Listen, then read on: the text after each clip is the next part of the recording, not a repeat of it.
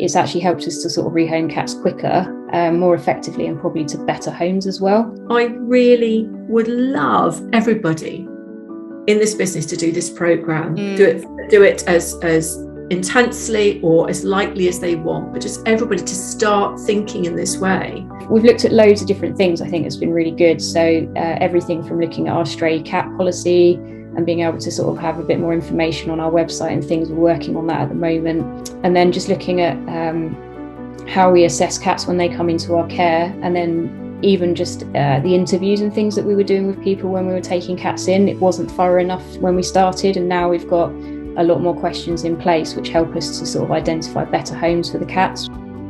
I think one of the things with cat rescue is it can get sort of quite political, and you can get really bogged down on sort of looking at certain aspects and then all fighting over that one thing and not looking at things as a whole. And I think this really taught us to kind of look at things more carefully from an individual perspective, or from the cat's perspective, I should say, really. The kind of reports we're getting back from people who've done it already is anything from, this is utterly life-changing for us. We suddenly had like a eureka moment, everything sort of slotting into place. By just making some slight changes, we feel that we're understanding the cats better, we're meeting their individual needs. To those people who say, do you know what?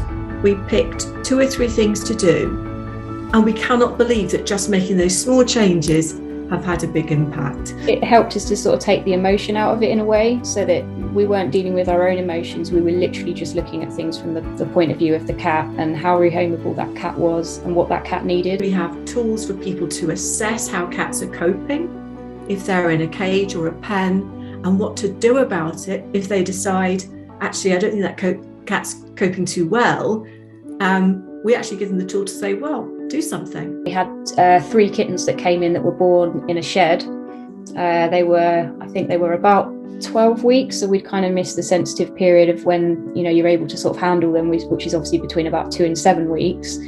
And this lady had taken them in, and she put them in a rabbit hutch in her living room, and there were all other cats around, and it was just a really sort of stressful environment. So we picked them up. We were looking for a farm home for them, but in the end we managed to sort of network through the RSPCA. She came and picked them up for us, and then she took them down to Devon to live on a farm, and they're like loving life now as well. So we got them all neutered, obviously, and then they're now living again on a farm in Devon, so they're not sort of being forced to live in an indoor environment with an overprotective parent or a human that wants to sort of love them and they don't really want to love them back. So yeah, they're living the life of Riley as well now.